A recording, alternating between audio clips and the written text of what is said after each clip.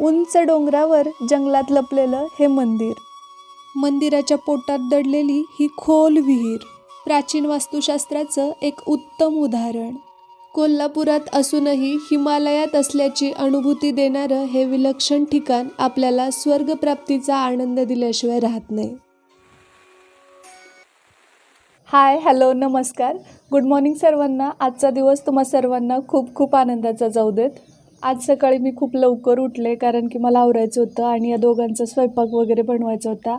आज आपल्याला जायचं आहे बाहेर, तर मग बाहेर जायचं आणि बाहेरचा व्लॉग शूट करायचा म्हटल्यानंतर अगोदर डब्याची तयारी करायला लागते. त्यामुळे त्या दोघांचं जेवण आणि आज माझा उपवास आहे त्यामुळे मी शापू बनवला आहे. आत्ता सध्या श्रावण सोमवार सुरू झालेत आणि श्रावणामध्ये मग महादेवाचं दर्शन करणं हे फ्रिक्वेंटली होतंच. म्हणजे सहसा आपण आपल्या आसपास जे काही छोटी मोठी महादेवाची मंदिर आहेत त्या ठिकाणी जाऊन देवाचं दर्शन घेऊन येत असतो. तर आजच्या व्लॉगमध्ये आपण जाणार आहोत हिमालयामध्ये. तुम्हाला विश्वास बसणार नाही, पण हो, हे हिमालयासारखंच ठिकाण आहे. तर तुम्हाला मी त्या ठिकाणी गेल्यानंतर दाखवेन की खरंच हे किती अमेझिंग प्लेस आहे ते. मी त्याचे काही व्हिडिओज पण पाहिलेत, सो म्हटलं की त्यासंबंधीचा व्लॉग तुमच्यासोबत शेअर करावा. आणि खूप विशेष असं त्याचं महत्त्व पण आहे, तर मी ते पण तुम्हाला पुढे सांगेनच. खूप उंचावरती हे मंदिर आहे आणि म्हणून आम्ही विचार केला की पाऊस वगैरे आला तर स्त्रीसोबत आहे, त्यामुळे मग सगळ्या तयारीनिशी जायचं, तर त्यामुळे लवकर उठावं लागलं. सो आता आवरलं आहे तर निघूया लवकर. चला तर मग. चला श्री तयार व्हायला जायचं. रेडी. आता वाजले सकाळचे 10:30. आज पाऊस नाही आहे आणखी तरी, पण थोडंसं आभाळ आले. सकाळी एकदा पाऊस येऊन गेला आहे, आता आणखी येऊ शकतो कदाचित. तर आम्ही पूर्ण तयारीनिशी चाललो आहे. कोल्हापूरच्या लोकांकडून सातेरी महादेवाबद्दल ऐकलं, त्याचबरोबर सोशल मीडियावर व्हायरल होणाऱ्या पोस्ट पाहिल्यानंतर मनामध्ये एक उत्सुकता लागून राहिली होती की नेमकं हे मंदिर आहे तरी कुठं, या मंदिराला जाण्याचा मार्ग कसा आहे, या मंदिराच्या रचनेचं वैशिष्ट्य काय, हे सर्व काही आपण आजच्या ब्लॉगमध्ये पाहणार आहोत.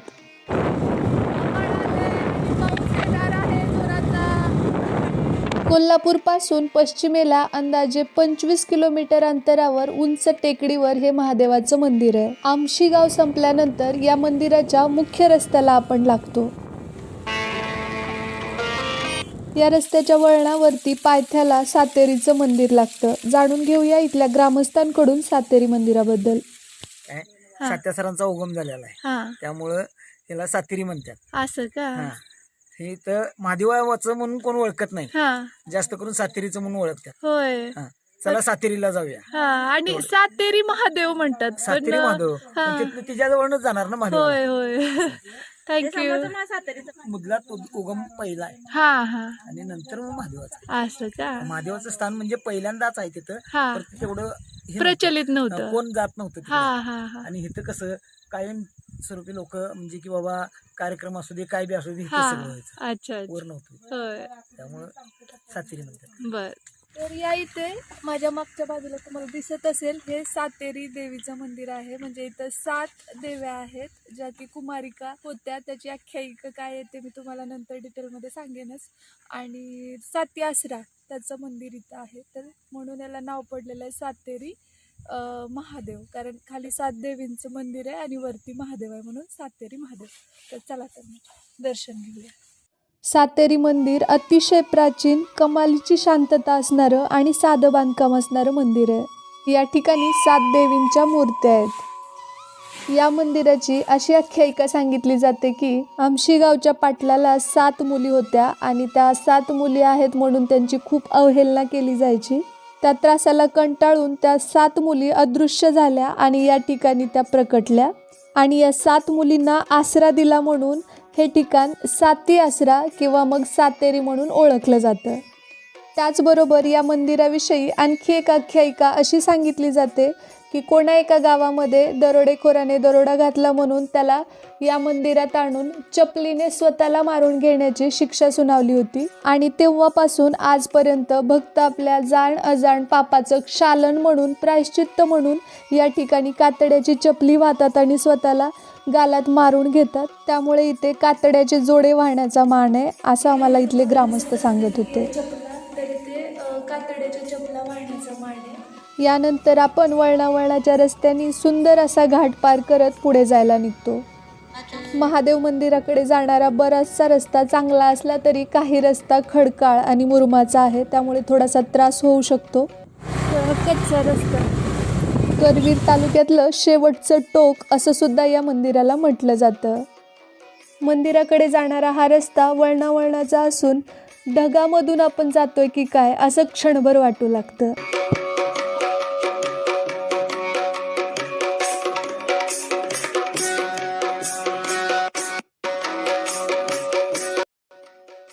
पावसाळा आणि हिवाळा या 2 ऋतूंमध्ये महादेव मंदिराला भेट देण्यासाठी जात असताना धुक्यातून वाट काढत जावं लागतं. पडत्या पावसामध्ये अतिशय अरुंद रस्त्याने प्रवास करत जीवाची कसलीही पर्वा न करता भाविक शंभू महादेवाच्या दर्शनासाठी येत असतात. होय, बरं. तर पावसात कुडकुडत परत कच्च्या रस्त्यातून वाट काढत काढत आम्ही कसं तरी तर पोहोचलोय आणि आता तुम्हाला मी दाखवते. बघत असाल तुम्ही धुकं आहे सगळीकडे आणि आता आम्ही हे सगळं रेनकोट वगैरे काढतो आणि वरती चालत जायला लागतंय. हे पहा, हे सर्व धुकं आहे. रस्ता कुठून आलो ते काही दिसतच नाहीये. समुद्र सपाटीपासून या ठिकाणाची उंची पन्हाळगडापेक्षा सुद्धा जवळजवळ 200 मीटरनी जास्तीची आहे.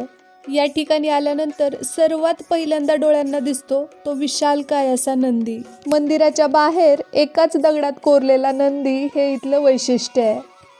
या ठिकाणी हा जो आपल्याला नंदी दिसतोय हा 20 फूट रुंदीचा महानंदी आहे. हा एकाच दगडात कोरलेला असून एवढा मोठा नंदी अख्ख्या कोल्हापूर जिल्ह्यामध्ये दुसरीकडे कुठेच पाहायला मिळत नाही. या ठिकाणी या वैशिष्ट्यपूर्ण अशा नंदीचं दर्शन घेतल्यानंतर डाव्या हाताला आपल्याला पायऱ्या दिसू लागतात. हा परिसर अतिशय सुंदर आणि मनाला मोहून टाकणारा आहे. जसं जसं आपण वर जायला लागतो तर रस्त्यामध्ये आपल्याला एक विहीर दिसते. ही अत्यंत प्राचीन विहीर असून खूप जास्त खोल आहे आणि या विहिरीचं पाणी रंकाळा तलावाला मिळतं अशी आख्यायिका सुद्धा आहे. इथले ग्रामस्थ सांगतात की पूर्वी या विहिरीमध्ये लिंबू टाकल्यानंतर रंकाळा तलावामध्ये तो निघायचा. काही पायऱ्या चढल्यानंतर धुक्यामधून वाट काढत ढगाची सफर करत आपण मंदिरापर्यंत पोहोचतो.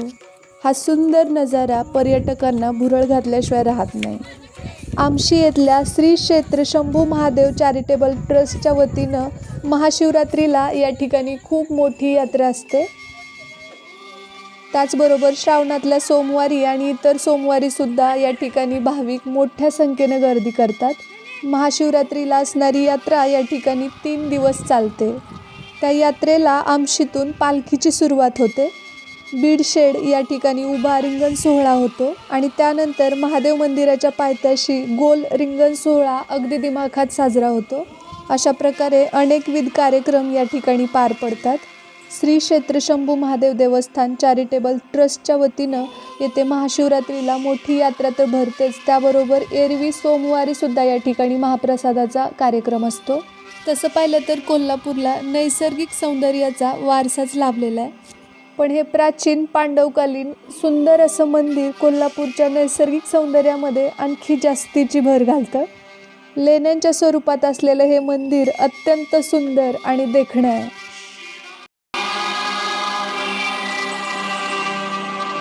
काय अथक परिश्रमानंतर आपण या ठिकाणी पोहोचलोय. ते सातेरी महादेवाची पिंड आहे, तर आपण दर्शन घेणार आहोत आणि पाऊस खूप जास्त पडतोय, त्याचबरोबर धुकं पण आहे. चला तर मग आपण आज जाऊन महादेवाचं दर्शन घेऊया. फॉलो. या मंदिराला पांडवकालीन शिव मंदिर असं का म्हणतात तर त्याचं कारण असं, पांडव अन्नप्राशन करण्यापूर्वी शिवाची म्हणजे महादेवाची पूजा करायचे. पांडव जेव्हा वनवासात होते त्यावेळी या परिसरामध्ये ते आले तेव्हा त्यांना एकही शिवमंदिर दिसलं नाही, तर त्यांनी पूजा करण्यासाठी या शिवलिंगाची स्थापना केली आणि म्हणूनच या शिवलिंगाला, या मंदिराला पांडवकालीन मंदिर असं म्हटलं जातं.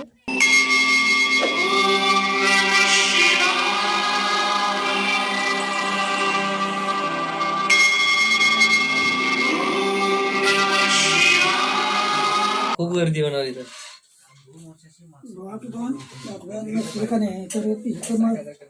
प्रत्येक सोमवारी 4-5 कोटी होय. आणि प्रसाद कधी असतो? सोमवारी असतो का?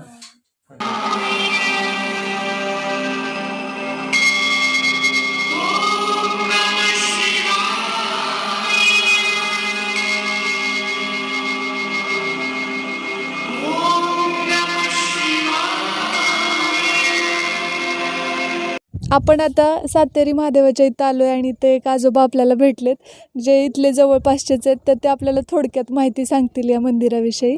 तर आजोबा काही सांगू शकाल थोडक्यात? आता सांगायचं म्हणजे आता ही अशी परिस्थिती आहे की पहिलं पांडव प्रतापमधलं हे काय कारस्थान देवस्थानचं आहे. हम्म, मग इथं कोणी इथे येत नव्हते. हम्म.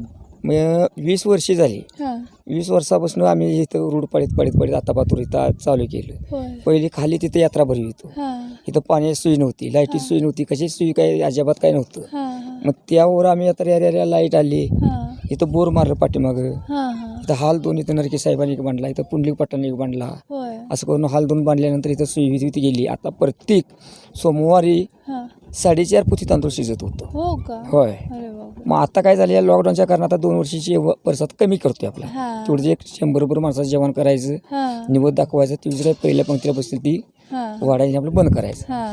2 वर्ष आता ह्याच चाललंय आता. होय.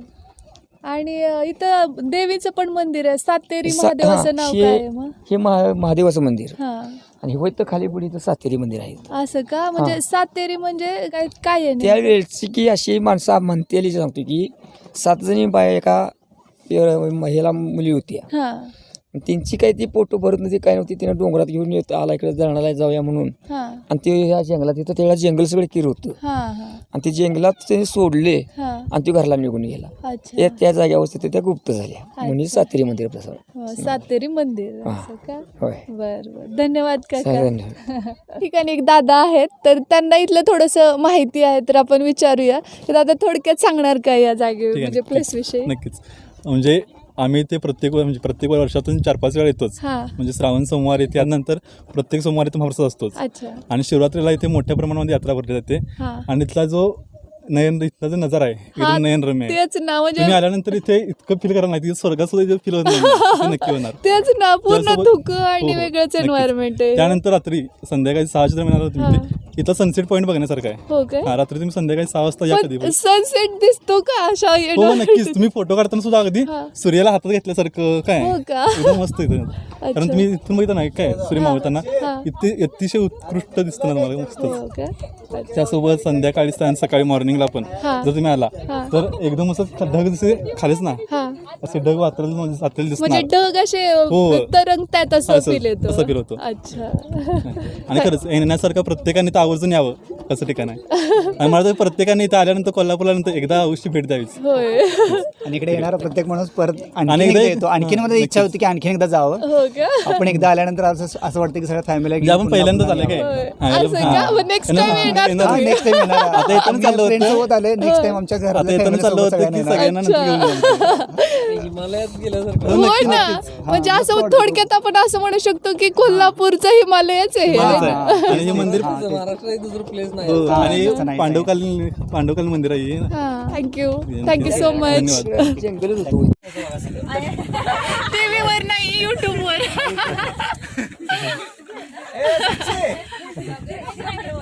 तिथं काय आता तिकडे बघितलं ना.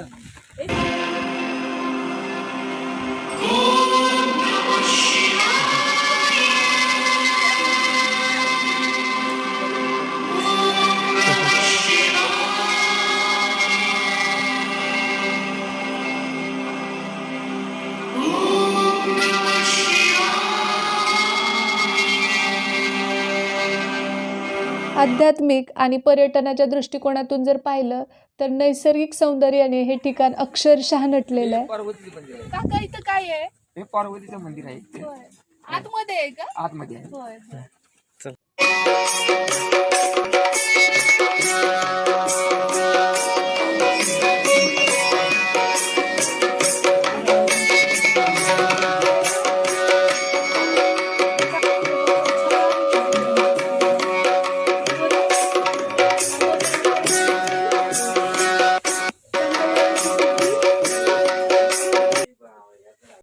गणपती बाप्पा तिथं, इकडे काय देवी पार्वती. आतमध्ये आज जाऊ शकतो. गणपतीचं दर्शन घेतल्यानंतर आतमध्येच माता पार्वतीचं मंदिर आहे. या ठिकाणी नवरात्रामध्ये घटस्थापना केली जाते. त्याचबरोबर 9 दिवसाचे उपवास सुद्धा या ठिकाणी ठेवले जातात आणि नवरात्र जागवली जाते.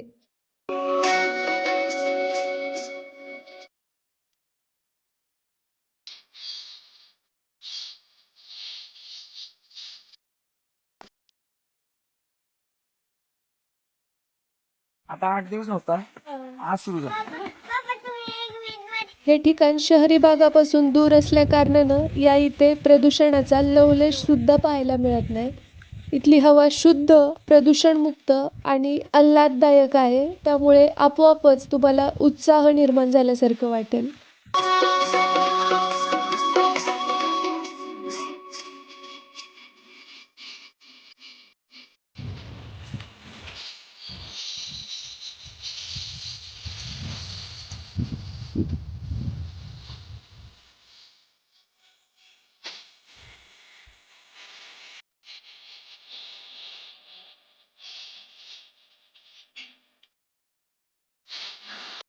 आपण येताना बालिंगा, त्यानंतर कुडित्रे, सांगरूळ, खाटांगरे आणि त्यानंतर आमशीत येतो आणि त्यानंतर थोडासा प्रवास करून आपण या मंदिराच्या ठिकाणी पोहोचतो. ज्या उंचीवर हे मंदिर आहे त्या ठिकाणाहून जर आपण आसपास पाहिलं तर संपूर्ण कोल्हापूर जिल्हा खूप सुंदर असा नयनरम्य या ठिकाणाहून दिसतो.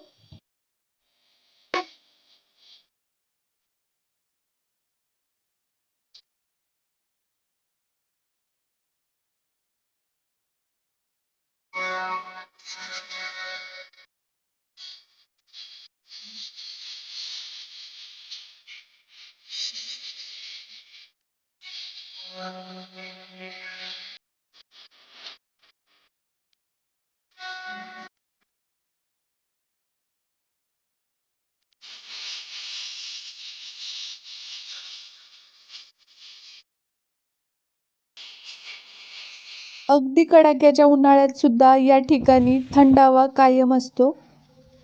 या ठिकाणी तुम्हाला आस्तिक आणि नास्तिक अशा दोन्ही प्रकारच्या लोकांची गर्दी दिसून येईल. कारण इथं देवस्थान असून हे एक हिल स्टेशन सुद्धा आहे.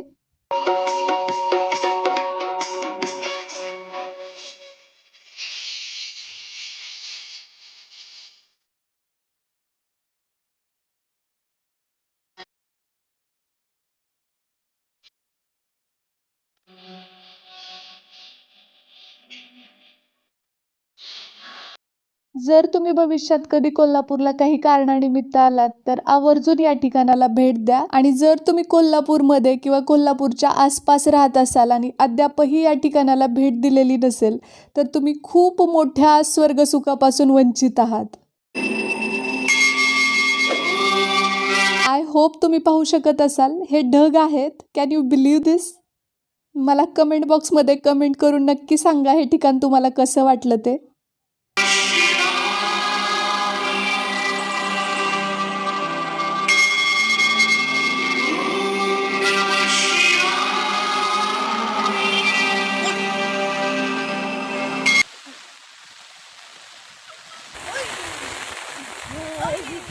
आमच्या दिवशी वाट लागली एवढ्या पाणी.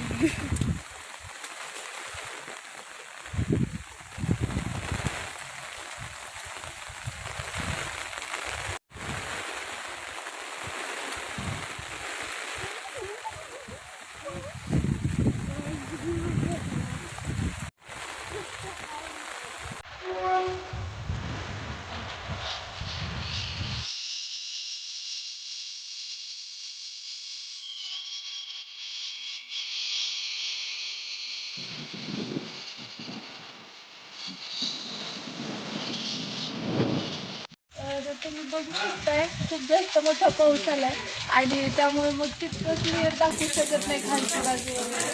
चेक करण्याचा प्रयत्न केलाय मी, अक्षरशः भिजली पूर्ण. तर 12:30 वाजता आमचं दर्शन झालंय.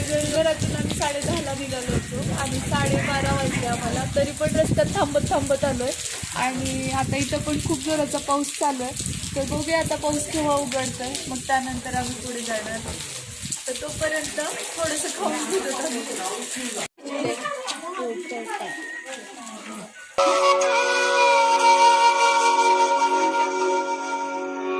शकताय या ठिकाणी किती धुकं आहे आणि सगळीकडे दर आल्यासारखं वाटतंय, दूर दूर दूर असल्यासारखं.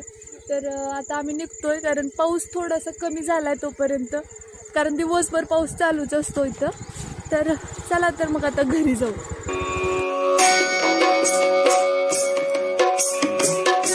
एवढ्या पावसात मी व्हिडिओ शूट करतेय, माझी काही मेहनत पण आहे, त्यासाठी एक लाईक तरी नक्की करा आणि सबस्क्राईब करा, शेअर करा. मी तुम्हाला लवकरच भेटते एका नवीन व्हिडिओ सोबत. तोपर्यंत पाऊस खूप येतोय. जय हिंद, जय महाराष्ट्र.